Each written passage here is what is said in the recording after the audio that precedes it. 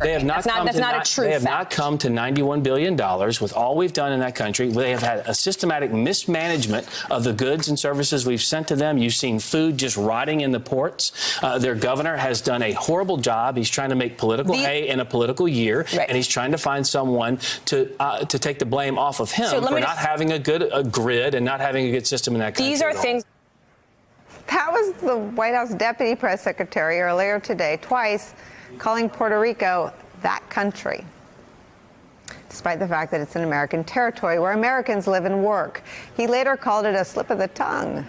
But it illustrates the administration's increasingly bitter attitude toward the people on the island of Puerto Rico. And it all starts at the top. Donald Trump, late last night, pushing out a series of factually inaccurate tweets. Here's one. Quote, Puerto Rico got $91 billion for the hurricane. Well, nope, that's a lie.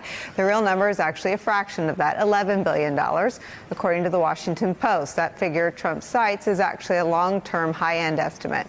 Continuing, more money than has ever been gotten for a hurricane before. Again, no. Hurricane Maria has cost the federal government $120 billion, about 4 border walls worth more than the fake number he gave for Puerto Rico. Pressing forward, he wrote this: all their local politicians do is complain and ask for more money.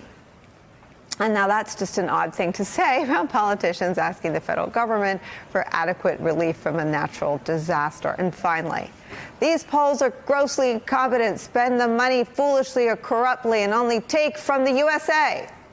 We'll let you decide who's grossly incompetent here and who knows that Puerto Rico is in the USA.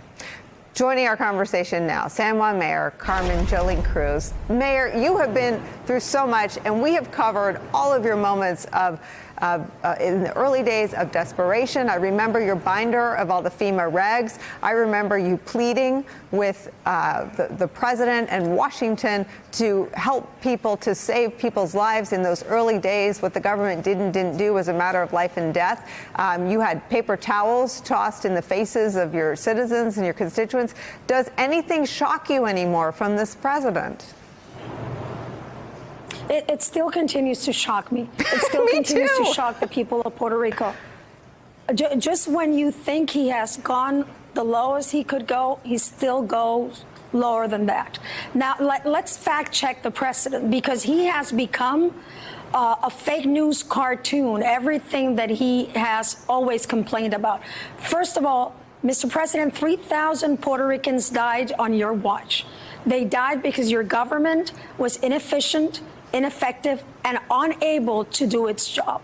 Secondly, again, you should fire whomever told you $91 billion were given to Puerto Rico. As you just mentioned, the Washington Post says between 11 and our estimate is between 11 and $13 billion. There are still 30,000 people with rooftops that are not good enough. If a tropical storm comes, we have to take all of those people out of harm's way. We have $600 million that the president is holding hostage because his vanity is much higher than his humanity is. $600 million to feed 1.3 million Puerto Rican people. Senator Bernie Sanders and Congresswoman Nidia Velázquez have put forth a plan just to feed people. So what kind of a man is he that he looks the other way when people need to be fed? He continues to embarrass himself. He continues to embarrass the office of the presidency. And frankly, he doesn't embody the spirit of humanity and the spirit of love and affection that hundreds of American citizens, the Latinos and the diaspora, have come to Puerto Rico to take care of us. Suicide rates have gone up. Suicide attempts have gone up for about 60%. We still continue to have a crippled, and yes, we are a country. We are a country that is asking our fellow human beings to help us. The president continues to not understand what his job is all about. He throws a temper tantrum and he holds people hostage. 800,000 federal employees were held hostage because he could not get his wall. Now he needs political capital, and he just says the things that he says about Puerto Rico. It is shameful. It is embarrassing. It is unbecoming. And with all the lies that he is saying, he has become the faker in chief. You are trying to put together an island. You are trying to keep people together. You describe a very dire circumstance with suicide rates going up. You describe 3,000 people who lost their lives. What do you need from the federal government today? We need the president to be able to put his ego aside and do his job. We need the president to not hold aid as a weapon and weaponize it, which is something he criticizes from other countries.